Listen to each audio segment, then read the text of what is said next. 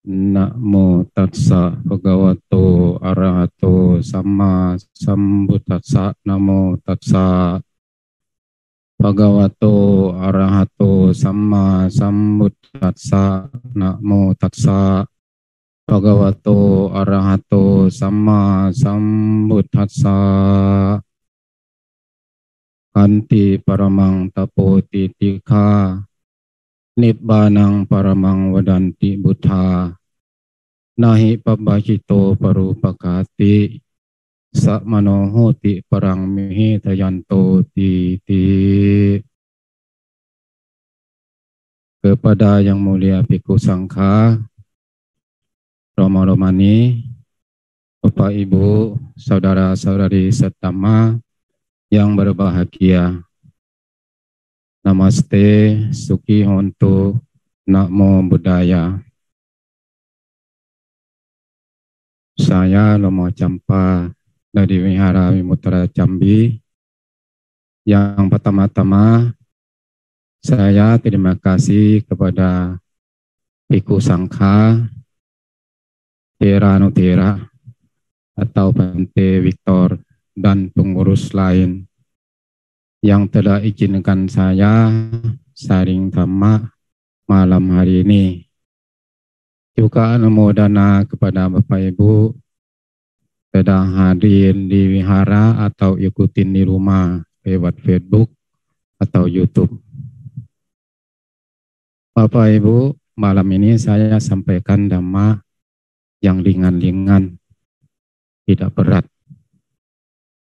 Anggap aja bahwa Bapak Ibu beli buku cerita kecil harga sekitar 4.000, 5.000. Lagi duduk santai baca buku itu.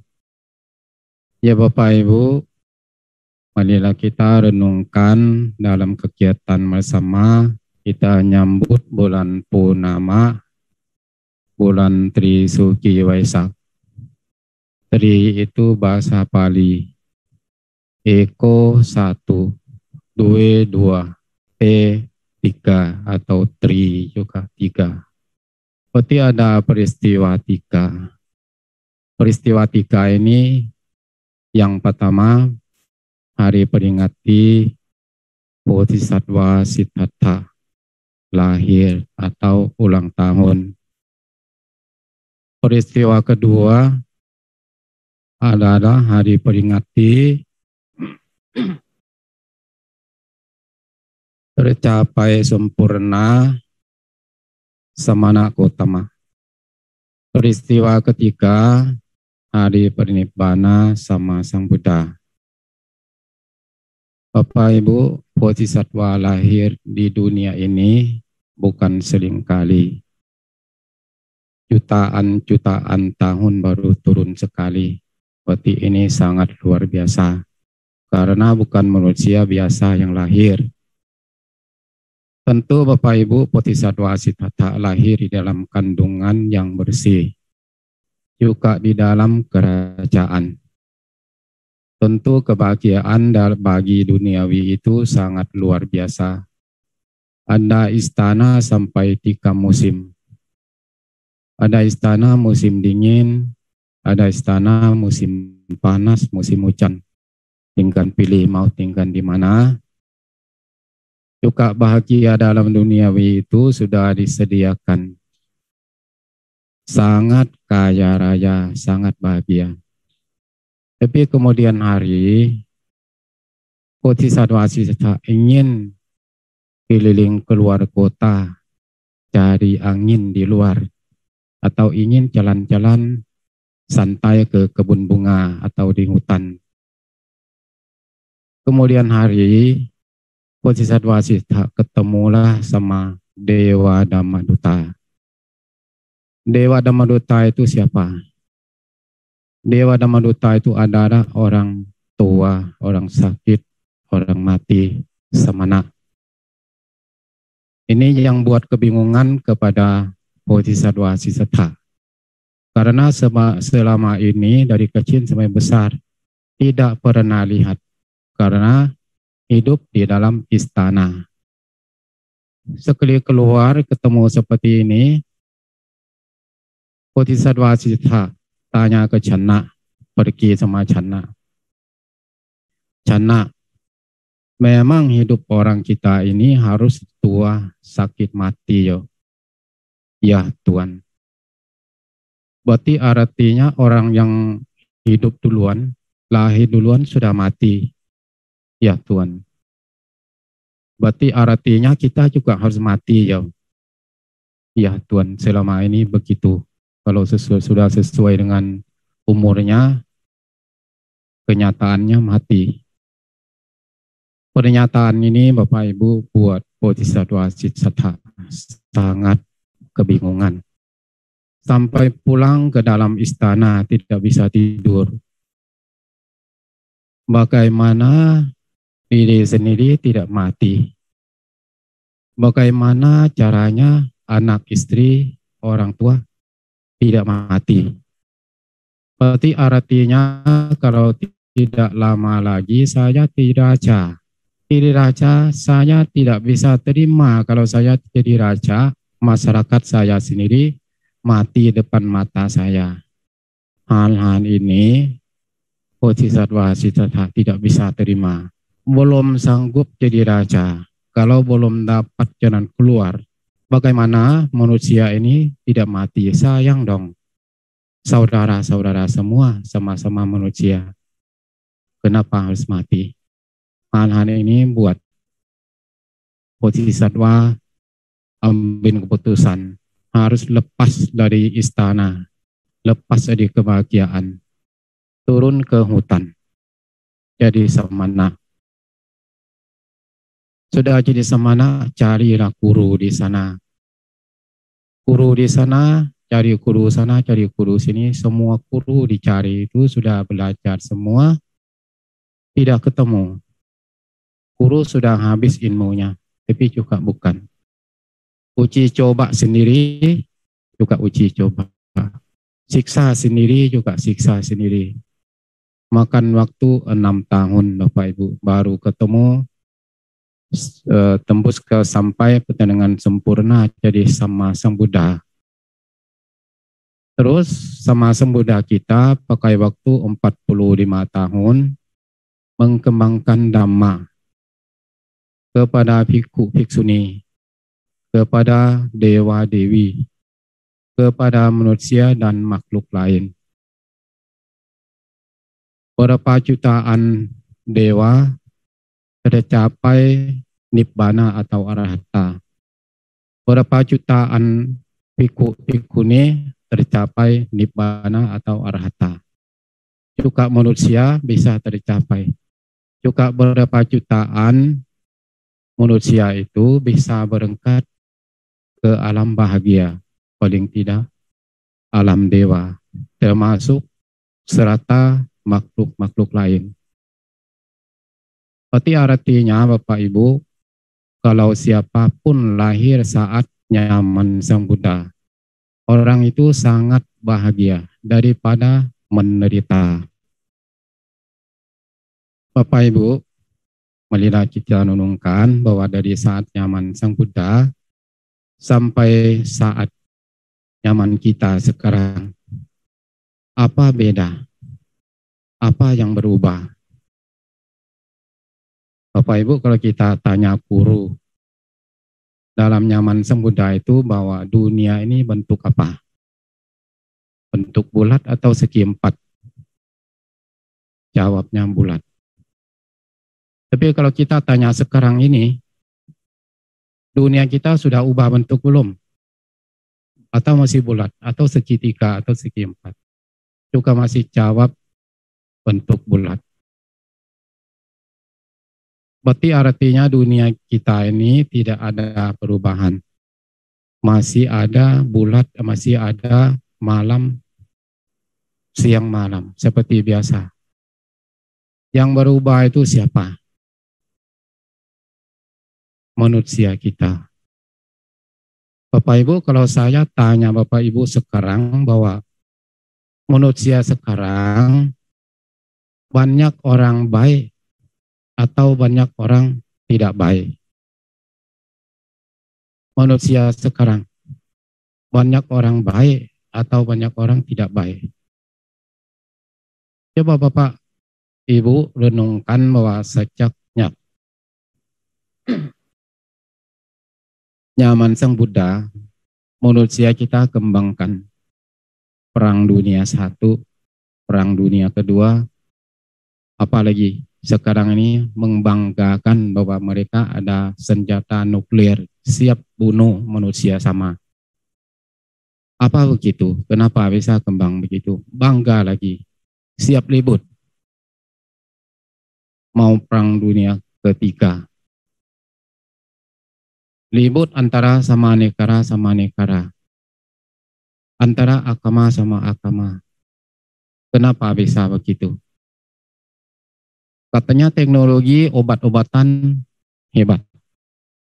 Tapi sampai sekarang COVID sudah 2 tahun, belum ada obat. Apa mau dibanggakan? Manusia kita sendiri, maaf Bapak Ibu, boleh bilang, tidak bisa percaya siapapun sekarang ini. Berarti artinya sekarang ini banyak orang baik atau banyak orang tidak baik. Semua orang siap jahat sama kita. Semua orang siap tipu kita, Bapak Ibu. Apakah Dhamma Sang Buddha masih ada? Apakah kita jalankan Dhamma Sang Buddha? Kalau kita jalankan, kenapa kita tidak dapat kebahagiaan? Malam ini Bapak Ibu, sama Sang Buddha bersabda bahwa pokok pertama manusia kita mau jadi manusia, mau hidup maju, mau hidup sukses. Langkah pertama adalah kesabaran. Kita bahas masalah kesabaran Bapak Ibu. Tema saya, sabar dapat apa? Kalau saya jawab, dapat sabarlah. Kalau dapat sabar dapat apa? Kalau jawab, lempar batu aja. Tapi Bapak Ibu, kesabaran itu kita bagi jadi 4 poin atau 4 tingkat. Dari ringan ke berat. Coba dinaikin. Naikin tema tadi. Ya. Bapak Ibu, kesabaran kita bagi jadi 4 poin atau 4 tingkat dari ringan ke berat. Tingkat pertama adalah kita sabar dalam lingkungan. Lingkungan paling dekat kita adalah keluarga kita. Keluarga kita itu siapa? Anak, kakak, adik, orang tua. Juga masuk mertua. Itu butuh sabar banget Bapak Ibu. Kita jaga anak, sabar tidak. Kalau tidak sabar mungkin anak kita enggak jadi orang. Ada juga yang tidak sabar, langsung buang dalam di perut, buang, ada. Ya Bapak Ibu. Atau kakak, adik kita juga, banyak yang emosi, banyak yang kreatif juga butuh jaga hatinya untuk tidak ada masalah. Kalau kita tidak ada kesabaran, pasti ada masalah Bapak Ibu. Orang tua sendiri, mertua, biasanya dunia ini.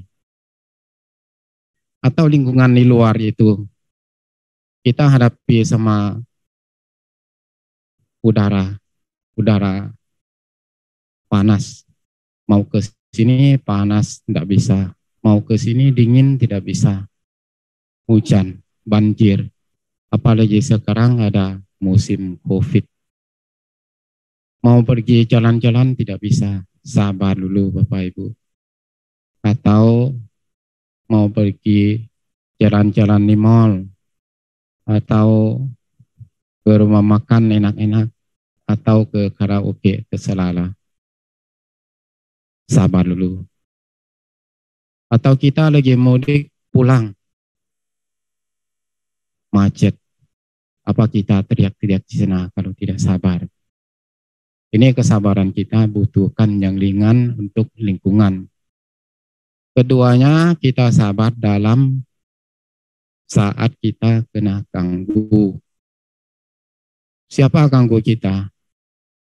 Paling dikit nyamuk, lalat, semut, atau selangka-selangka lain. Atau dari manusia juga, manusia sama manusia cari ribut sama kita, cari masalah sama kita. Atau mereka siksa kita, pukul. Atau mereka marah kita, mereka hina kita, mereka gosip kita. Gosip ini tidak bisa sentuh Bapak Ibu. Tidak bisa pegang, tapi hanya bisa dengar. Tapi gosip ini di mana-mana. Di kampung ada, di hutan ada, di kota ada, di sekolah ada, di kantor ada. Di wihara ada Bapak Ibu. Gosip di wihara ada tidak? Di sini tidak ada, di Wimut ini nggak ada. Di Wimut ini sudah kebal gosip. Siapa mau jadi umat wihara harus kebal gosip. Harus latihan dulu. Seperti petinju mau naik ring, mau cari champion. Latihan dulu. Untuk kebal pukul, untuk bisa lawan musuh. Maksud saya Bapak Ibu, kalau kita mau buat parami di wihara, kita harus sabar. Jangan gara-gara gosip ini kita mundur. Sayang kesempatannya. Kesempatan kita cuma sedikit. Umur kita. Di sini Bapak Ibu, biasanya beberapa orang ke wihara itu banyak pendapat, banyak pandangan, banyak kilesa masing-masing bawa. Kita harus saling toleransi atau memaafkan. Bagaimanapun saat kita kerja sama itu, sengaja tidak sengaja, banyak dikit pasti ada salah paham, selisih paham. Kita harus sering memaafkan atau toleransi, supaya amin rata, kita bisa jalan. Namanya kita sabar dalam lingkungan. Terusnya, sabar dalam badan tubuh jasmani kita sendiri. Karena dari kecil kita besar sampai sekarang pasti kita ada sakit. Kenapa harus sabar? Karena sakitan ini ada sama kita terus. Bapak Ibu duduk lama tahan tidak? Tidak tahan. Berdiri lama tahan tidak? Tidak tahan. Jalan lama-lama tahan tidak? Kenapa? Karena ada duka di sana, ada menderita di sana. Apalagi kita lapar. Lapar bahaya loh Bapak Ibu. Kalau sudah saking lapar, bisa marah loh. Bisa pukul orang. Bisa bunuh orang. Gara-gara lapar. Nah, apalagi Bapak Ibu kita ada penyakit. Penyakit selalu ada. Tidak mungkin tidak ada, semua orang ada penyakit. Penyakit apa? Sakit kaki, sakit pinggang, sakit perut, sakit jantung, sakit kencing manis, restoran darah tinggi, kanker. Bapak Ibu, sakit ini kalau dia jarang datang, nggak apa-apa. Kalau bagi Bapak Ibu sakit berat, sampai detik-detik terakhir, kalau kita tidak sabar, susah. Seperti kemarin saya lihat di di YouTube orang dewasa, tentara lagi. Mungkin Bapak Ibu juga lihat. Mau vaksin itu takut jarum masalahnya. Sudah pegang 2 orang masih teriak-teriak kayaknya mau pingsan itu.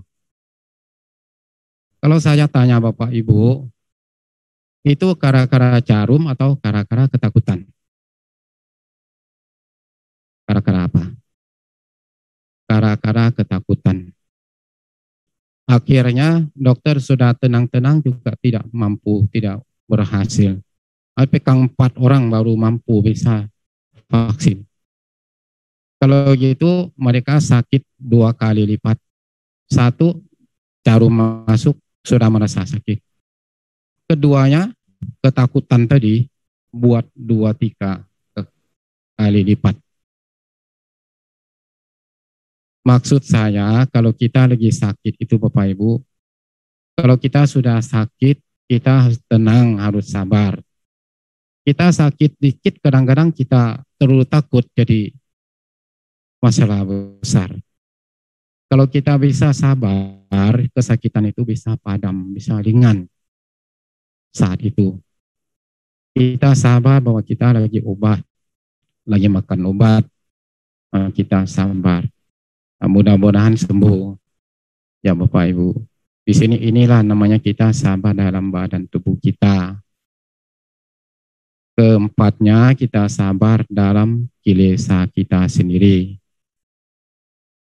Kilesa kita itu apa? Raka, dosa, moha. Raka itu apa? Raka itu cinta atau nafsu. Cowok ketemu cewek cantik, cakep, jantungnya pumpam, jatuh cinta, mau pacar. Kalau yang dulu setahu saya, kalau mau pacaran itu cowok minta pacaran sama cewek. Kalau ketemu cowok sama cewek, cowok, ceweknya malu. Omong dalam hati, tidak sopan, langsung pulang, malu. Cowok ini harus kejar ke rumah. Ketemu di rumah, tidak boleh ketemu di luar. Kalau ketemu di luar itu tidak sopan, tidak menghargai orang tuanya. Harus di rumah saja. Tapi sampai sekarang ini terbalik Bapak Ibu. Cewek yang minta pacar sama cowok, hati-hati. Coba kalau ketemu lagi, cowok, cewek, parah. Hati-hati cowok kita, terbalik dunia ini. Bapak Ibu, kadang-kadang mau nikah, sudah pacaran mau nikah, belum nikah, amin duluan. Itu namanya kurang sabaran. Bapak Ibu ada yang suami istri juga kurang lebih seperti itu. Kalau kurang sabar pasti ada 1, 2, 3 lagi.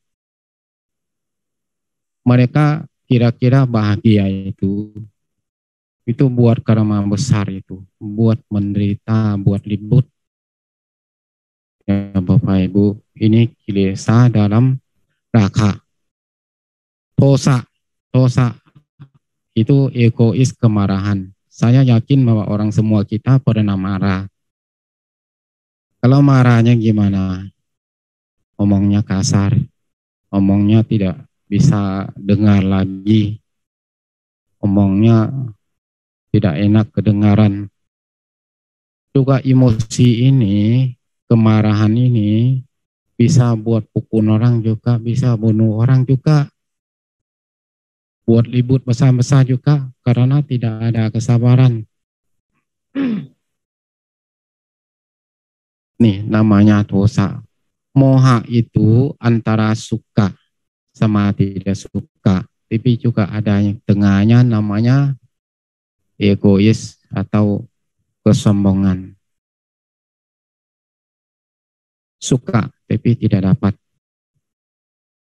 Kadang-kadang buat black magic, buat karma buruk lagi. suka tidak dapat. Aku suka HP ini, tidak dapat. Tahu-tahu dimaling, salah jalur lagi. Ini suka tidak dapat.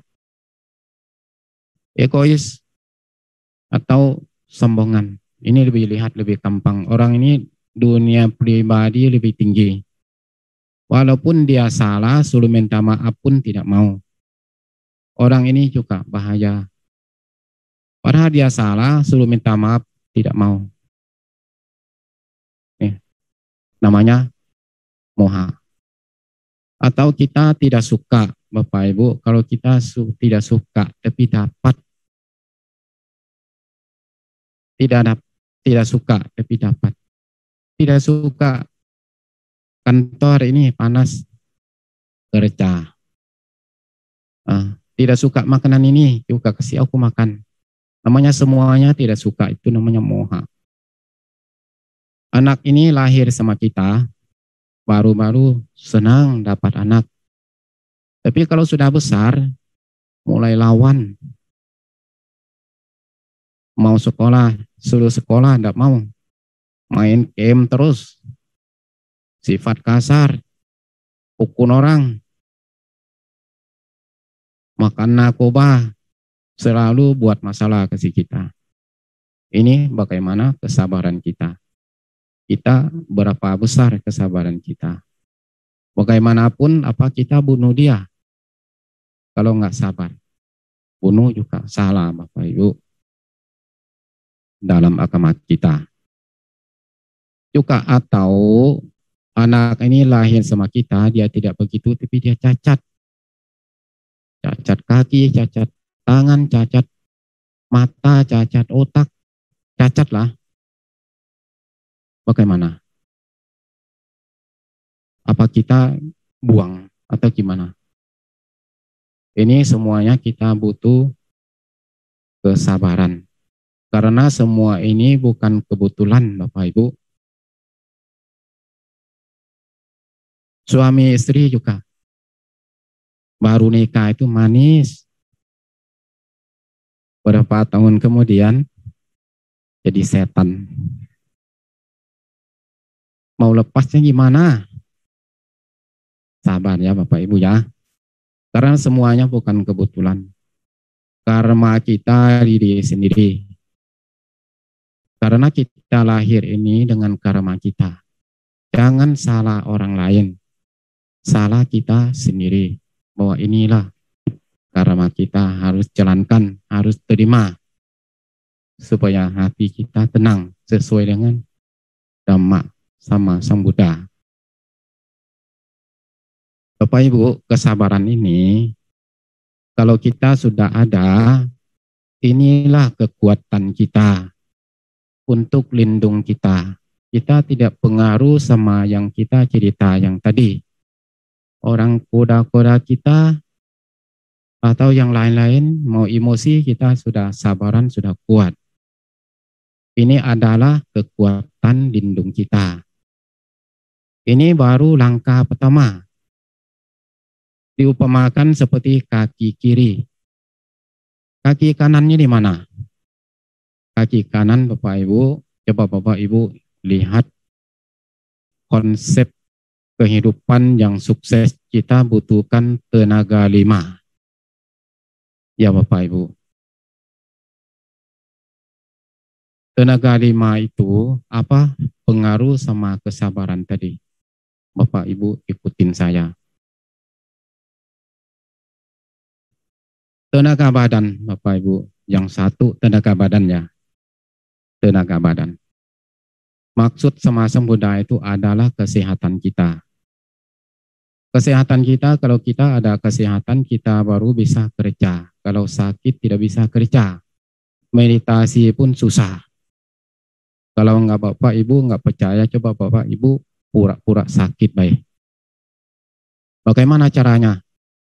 2 kaki ini ikat. 2 tangan ini ikat. Matanya diikat, ditutup. Tidak kelihatan apa-apa. Mau kemana-mana tidak kelihatan. Bagaimana susahnya. kurang lebih seperti orang buta. Mau ke WC, mau tidak bisa. Di tempat. Atau mau makan sendiri nggak bisa, harus disuapin. Tangan nggak ada tenaga. Mau bangun kaki tidak ada tenaga, tidak bisa. Apa gunakan Bapak Ibu? Tidak ada guna lagi walaupun ada uang. Tidak guna lagi. Ini maksud semacam Buddha upamakan siapa tidak sakit orang itu, itulah berkah utama. Ini Bapak Ibu, kadang-kadang kita sudah sehat bagus-bagus, tidak ada penyakit, tapi Bapak Ibu pula yang sakit sendiri, buat penyakit sendiri. Misalnya kita lagi sehat-sehat, rokok pula, minuman-minuman keras pula, makan narkoba pula. Cewek juga makan sekarang ini, saya lihat di YouTube itu, makan ceweknya, apalagi HP Bapak Ibu. HP ini sekarang ini memang sangat butuh untuk hidup kita. Bisa pesan makanan, bisa transfer uang, bisa hubungi bisnis. Itu yang gunakan yang ada manfaatnya. Tapi juga Bapak Ibu itulah ada risiko juga. Saya pernah tanya beberapa orang itu, kamu tidur jam berapa? Jam 12, jam 1. Ngapain? Main game, nonton. Tak tahu nonton apa. Lama-lama, kalau catatan dokter kesehatan dari dokter, orang dewasa itu jam 10 sampai jam 11 harus sudah istirahat. Supaya jam istirahatnya cukup. Kalau orang masih anak, jam 8 sampai jam 9 harus tidur. Kalau Bapak Ibu tidak tidur sesuai dengan waktu itu, berarti artinya Bapak Ibu sudah korupsi. Korupsi waktu tidur sendiri. Lama-lama kesehatannya nurun. Jangan lupa Bapak Ibu, antara jam 1 sampai jam 2 malam itu, empedu kita sama mah kita itu kerja. Dia olah darah kita, olah makanan, tendang racun keluar. Apalagi Bapak Ibu minum kopi malam, sangat risiko. Lama-lama kalau kita tidak tidur sesuai itu, dia berat, kerjanya berat. Lama-lama dia lemah, tidak bisa tendang racun keluar. Itulah buat penyakit Bapak Ibu. Kenapa saya bilang HP itu risiko? Nih, Bapak Ibu, tenaga badan kita harus tahu kontrol, jaga. Jangan sampai kita sakit gara-gara kita sendiri. Dari penyakit juga sudah ada, apalagi kita tambah lagi. Ini, kalau kita sudah ada kesehatan, ini langkah pertama, kaki kanan kita sudah siap untuk jalan ke sukses. Tenaga kedua, tenaga pikiran Bapak Ibu. Tenaga pikiran ini, dari kecil kita sekolah untuk aktifkan, untuk bangkitkan pikiran kita yang bagus, yang hebat, yang pintar. Kita butuhkan sekolah untuk cari pengalaman, cari ilmu yang hebat. Tapi masalahnya rata-rata sekarang ini kita sudah pintar, rata-rata sudah sekolah tinggi. Tapi kalau kita tidak kontrol, tidak ada kesabaran itu Bapak Ibu, orang itu akan pakai ilmu ini tipu orang. Sekarang ini orang tipu kita, orang itu pintar-pintar semua, tidak yang bodoh, tidak. Inilah Bapak Ibu,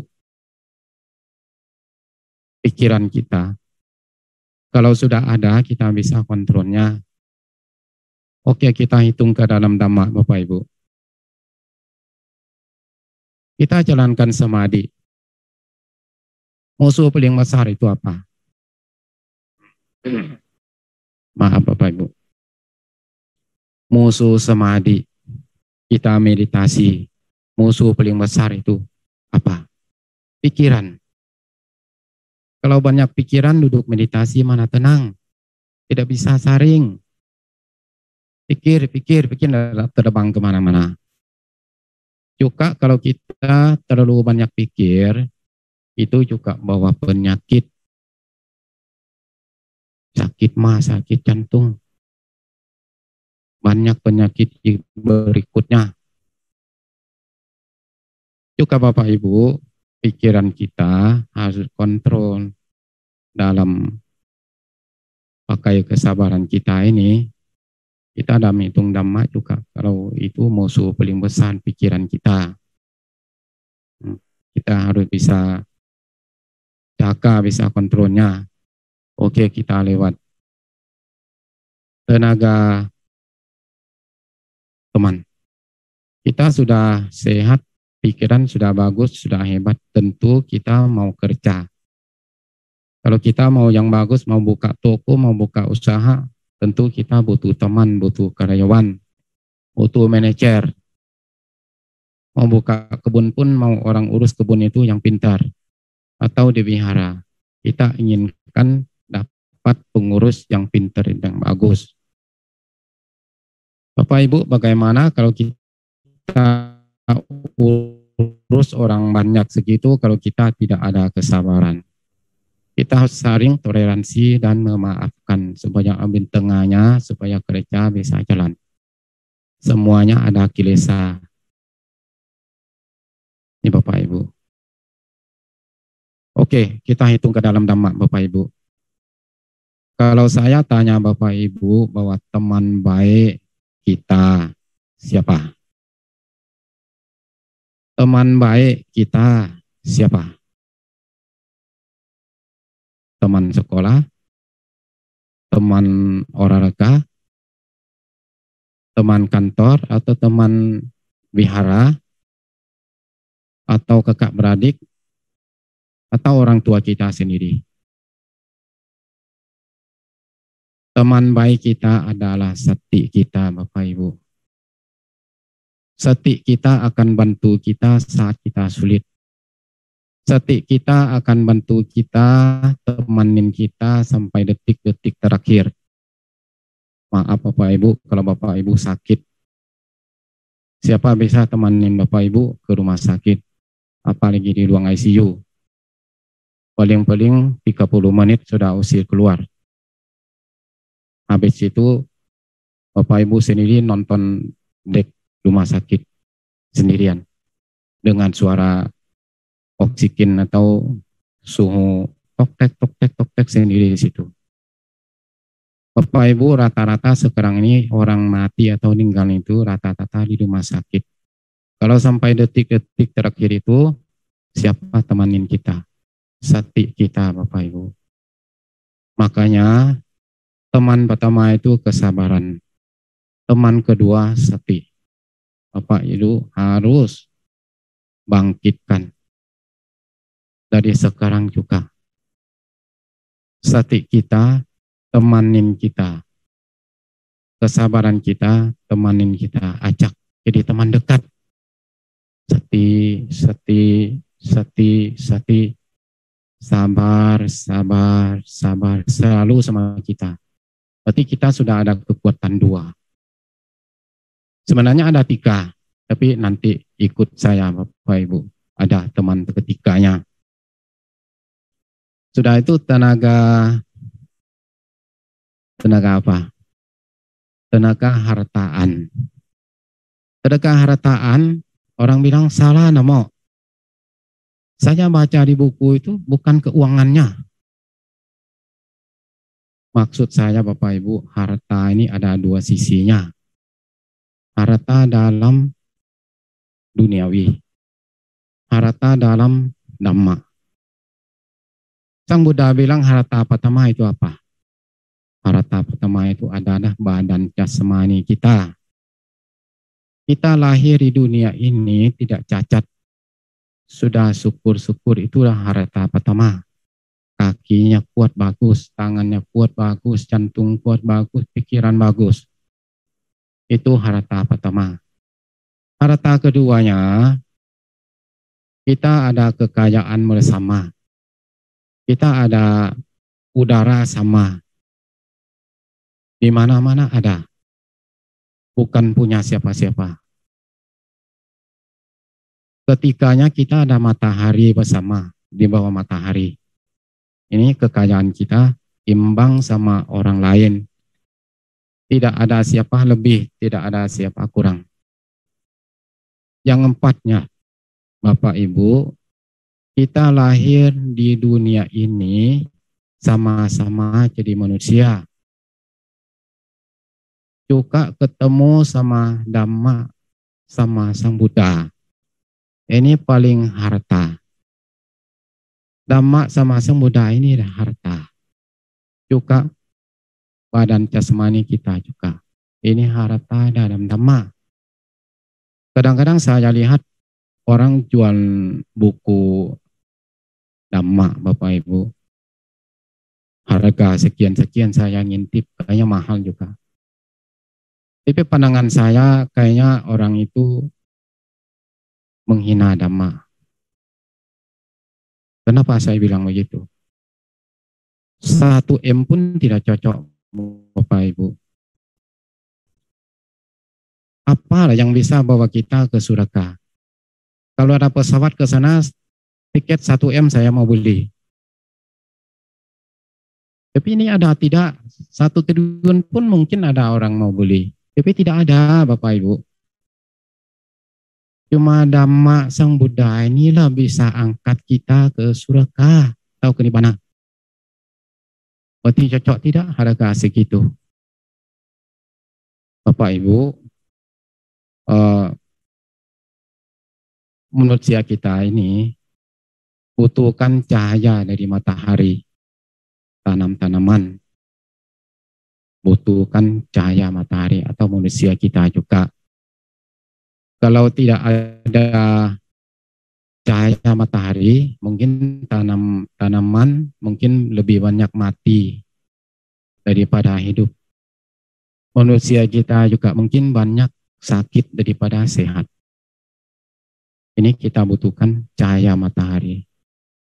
Sang Buddha kita turunkan ke bumi ini, sudah memberikan Dhamma kepada kita, sudah kasih cahaya, kasih mata Dhamma cahaya untuk kita bawa kita ke surga atau ke nirvana. Ini maksud saya, Bapak Ibu. Oke, kita bahas masalah keuangan. Keuangan sekarang ini kalau kita sehat Bapak Ibu, mungkin Bapak Ibu tidak biarin tinggal Bapak Ibu mati kelaparan. Tidak mungkin. Pasti kita bisa cari. Kita mau usaha sekarang ini di bank banyak. Yang penting kita tahu olahnya. Tapi yang pentingnya keuangan ini orang bilang agama baru ya, Tuhannya uang.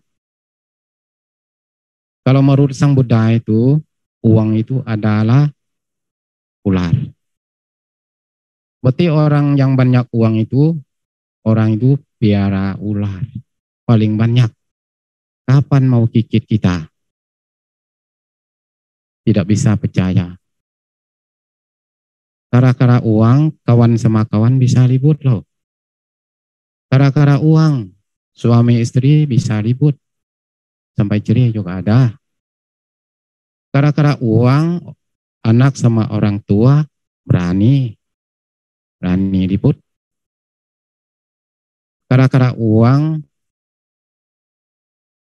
buat negara kacau. Tidak berani omong kenceng-kenceng. Gara-gara uang. Ini Bapak Ibu, berarti artinya belum tentu uang itu buat bahagiaan kita.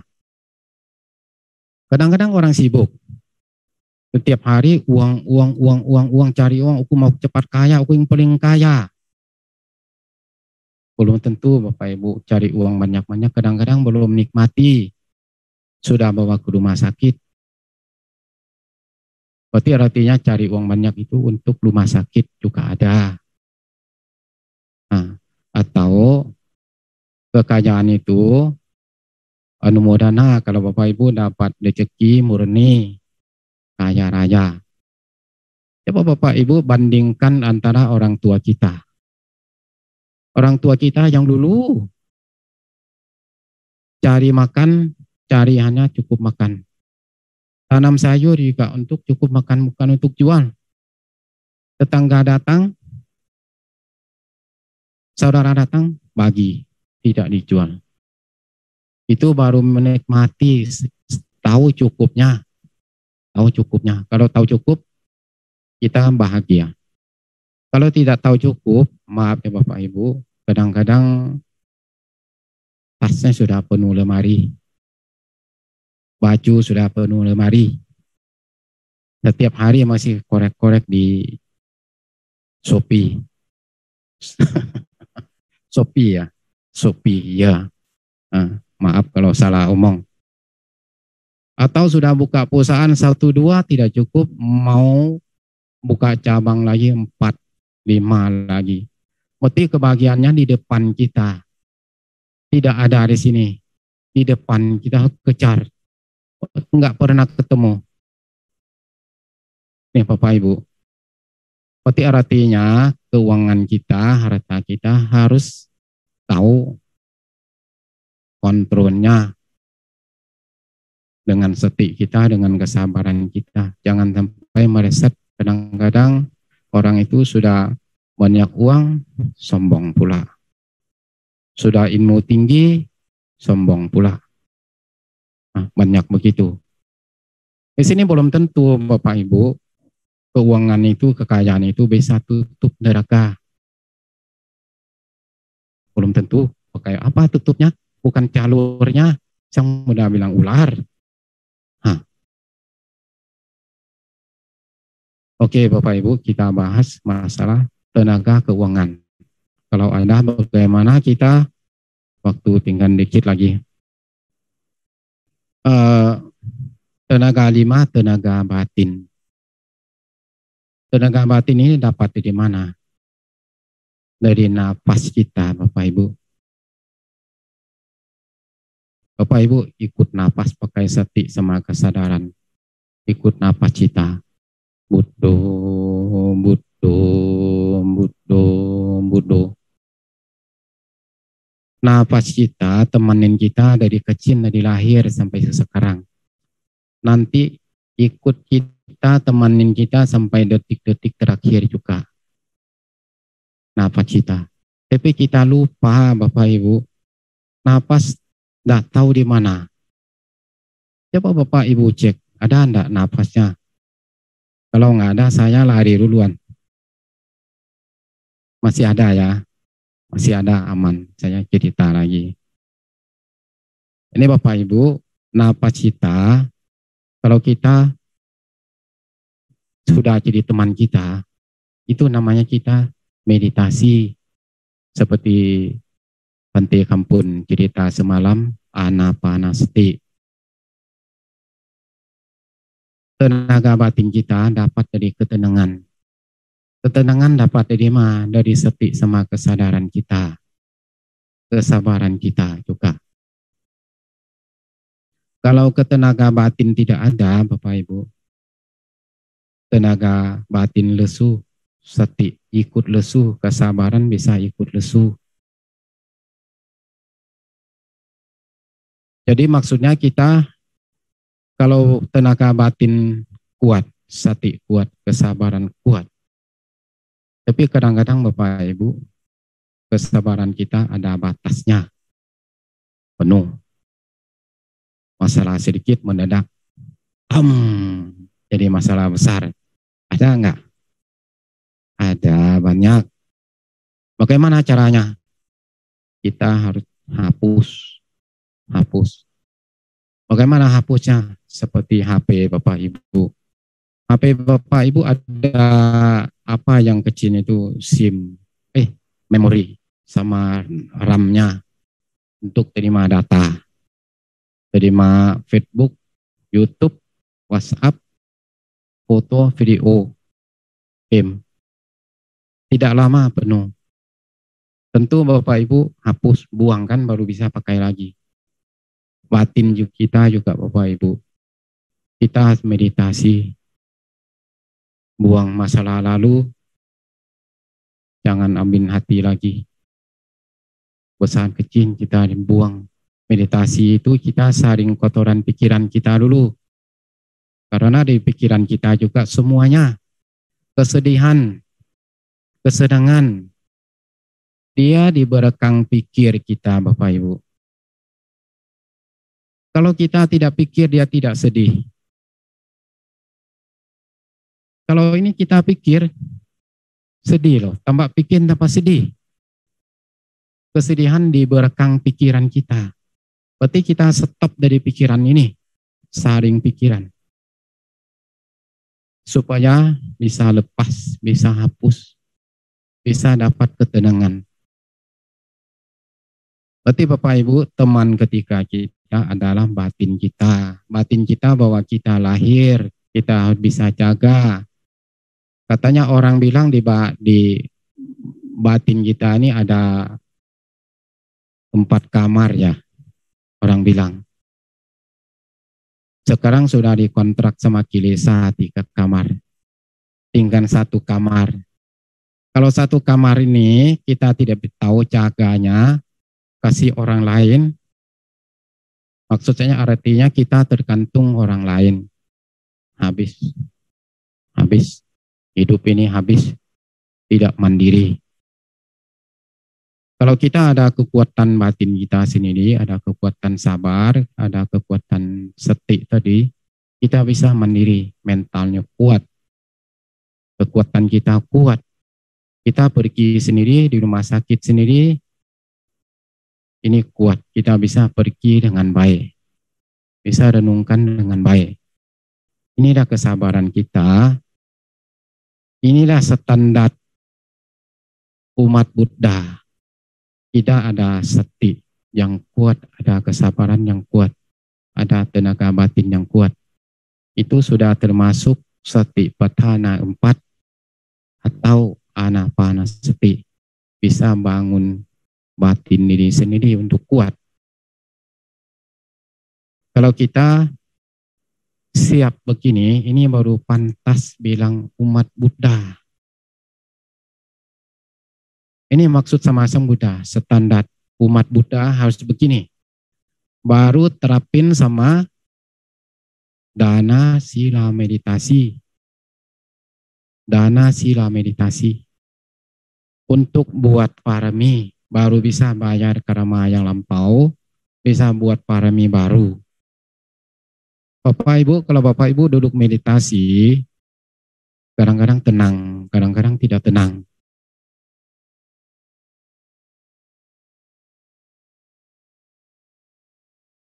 Maju mundur. Berarti artinya Bapak Ibu masih ada kekurangannya. Kalau nggak sati juga kesabaran atau tenaga batin. Inilah Bapak Ibu standar kita, tutuplah neraka. Kalau seperti ini kita bisa tutup neraka. Buat parami lagi, bisa berangkat ke surga dan ke nibbana. Waktu habis Bapak Ibu. Saya sampaikan malam ini, semoga ada manfaat untuk Bapak Ibu. Dengan kekuatan Buddha, dengan kekuatan Dhamma, dengan kekuatan Sangha. Semoga Bapak Ibu selalu sehat. Semoga Bapak Ibu ada kemajuan dalam duniawi, juga dalam Dhamma. Cita-cita apa yang Bapak Ibu sudah cita-cita, semoga sesuai dengan Dhamma, semoga cita-cita itu tercapai. Sabbe satta bhavantu sukhitata. Semoga semua makhluk hidup berbahagia. Sadu, sadu, sadu. Dhammadesana dari saya selesai. Selamat malam. Namo Buddhaya. Baik, Romo Campa. Dari Facebook ada pertanyaan dari Futi. Wandami Romo, selamat malam. Izin bertanya, bagaimana kita dalam melepas atau membebaskan diri dari keinginan yang menghancurkan hingga dapat timbul ketidaksabaran diri atau kekecewaan pada kehidupan sekarang. Berlalu cepat, Anumodana Romo.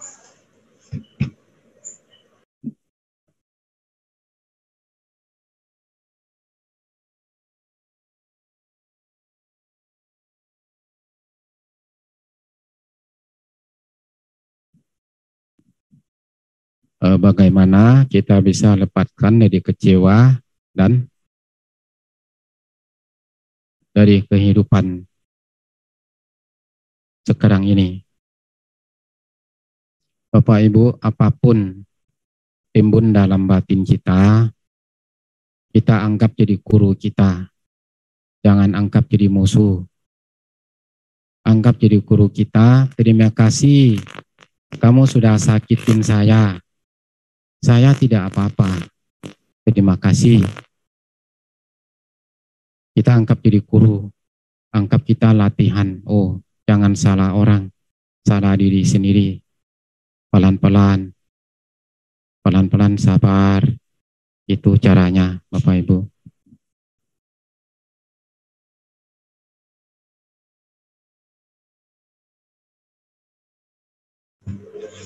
Baik, terima kasih Romo.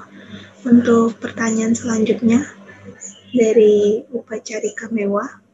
Namo Buddhaya, selamat malam Romo Champa.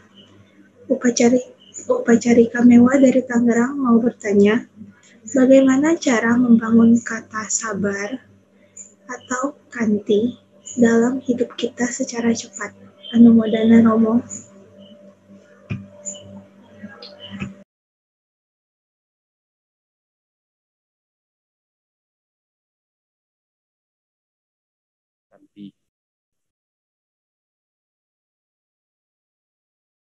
Oh, berarti itu kita latihan lah.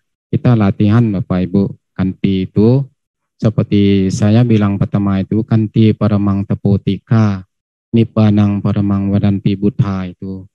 Samanohoti parang wihita janto itu jalan semana ke nibbana. Itu adalah kanti, kanti kesabaran. Duka. Di sini kita seperti pantai-pantai di hutan itu mereka bangun kanti itu seperti mereka ambil tudong kawat. Tudong kawat itu seperti mau makan dalam bol pinta patah. Kalau tidak ada yang dana dalam bol mereka tidak mau makan.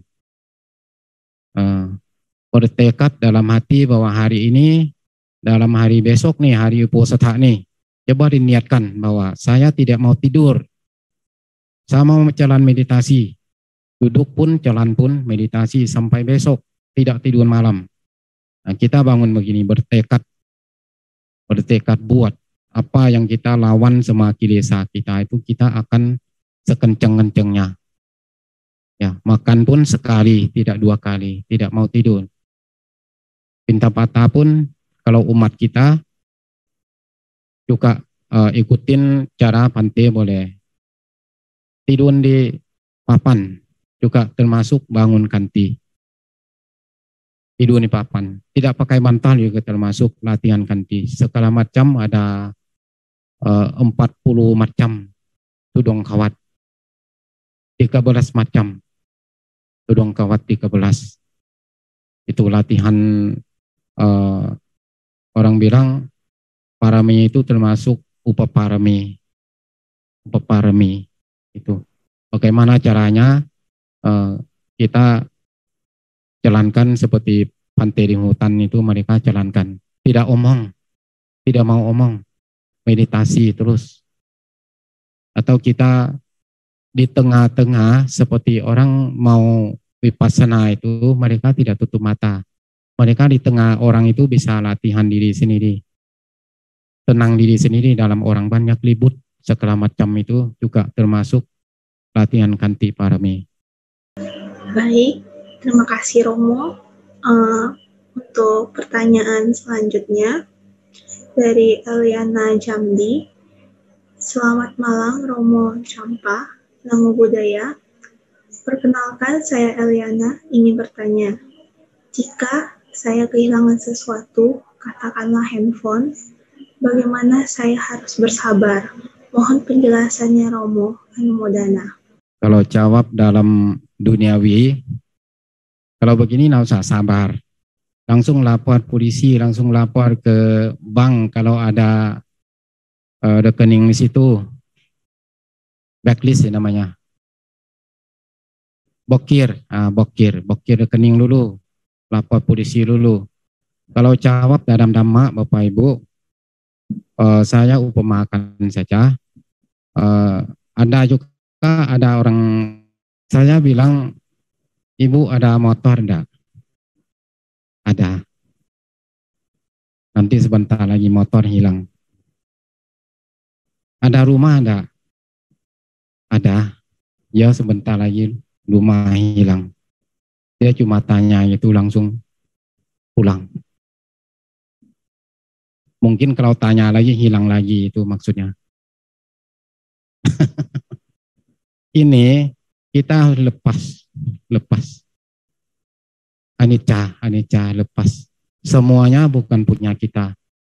Kita pakai dhamma, kalau bahas dalam dhamma, lepas beli baru.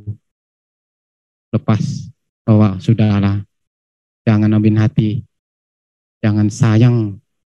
Kalau sayang, kemedekatan lagi. Lepas. Semuanya bukan barang kita, hanya pinjam pakai. Sampai waktu sudah kita nggak ada urusan sama itu lagi. Nah, itu saja. Baik, akan saya ulang. Pertanyaannya, bagaimana mereka sudah sampai masanya meninggal di dunia ini? Roh mereka keluar dari jasad badan, menuju jumpa alam raja kematian.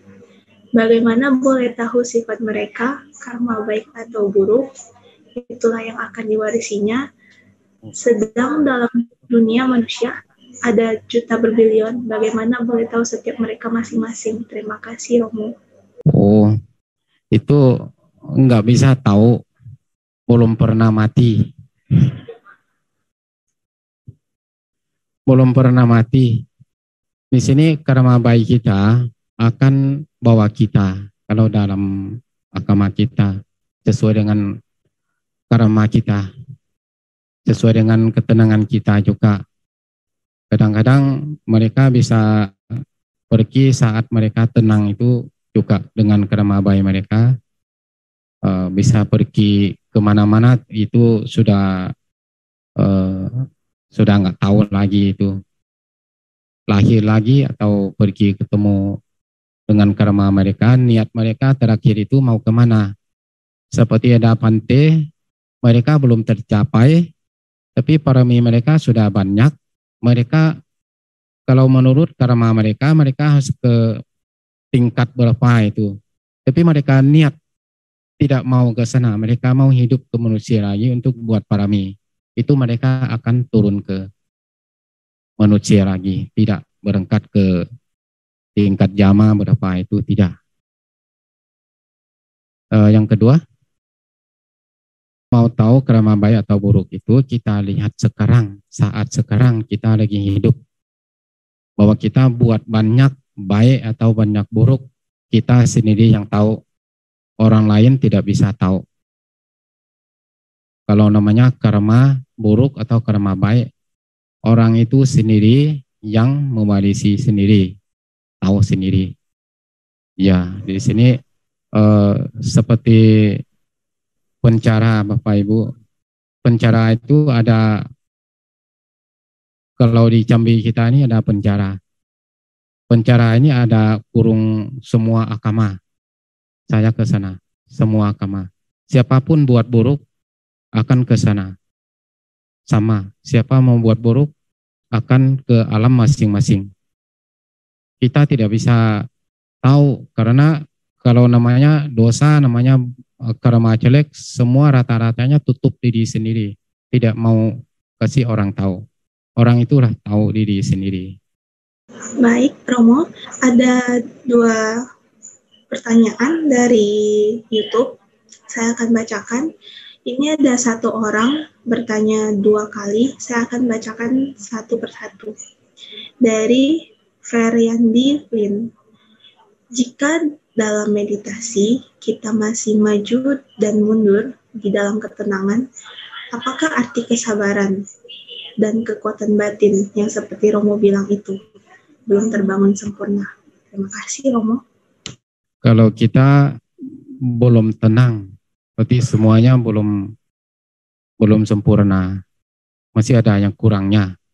Sati kita masih kurang. Kalau kita tenang tidak tenang itu, saat tidak tenang itu satinya belum sempurna. Kalau kita sati sempurna, kita baru bisa tenang, baru ganti, baru sempurna juga. Semuanya dengan sati.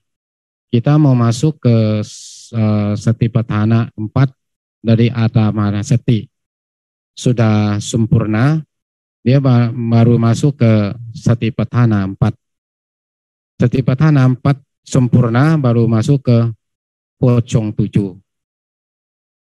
Baru masuk ke Wimut, baru masuk ke Jana sekian-sekian. Yang pertama itu kita dapat dulu sati. Semuanya tidak lari dari sati.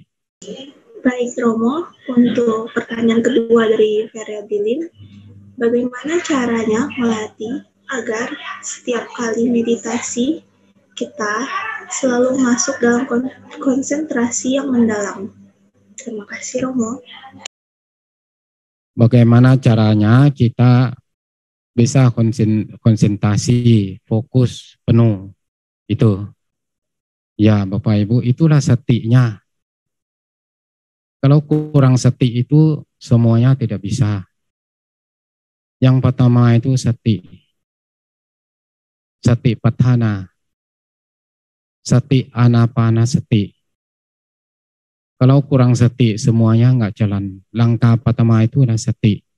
Kalau sati kita sempurna, kita baru dapat ketenangan. Ketenangan ini adalah tempat batin kita istirahat untuk lawan sama wedana, untuk lawan sama upadaya. Orang bilang semuanya harus lepas. Bukan. Semuanya tidak boleh lepas dari tahap pertama. Kita dapat ketenangan, batin kita istirahat di tempat ketenangan untuk lawan sama wedana, sama upadaya. Supaya bisa lawan. Numpang seperti kita numpang kerja di luang AC. Dingin-dingin bisa kerja tahan lama-lama. Kita pakai batin numpang sama piti atau dari ketenangan kita itu untuk bacakan, untuk ikutin kita ini lari kemana. Kalau kita bisa tangkap kita itu baru kita selalu konsentrasi. Juga semuanya napas kita sama batin kita jadi satu. Badan kita sudah ringan. Itu namanya piti. Piti itulah yang dudukkan batin kita di sana untuk kerja, untuk kajikan bedana atau upadaya atau yang lain lagi.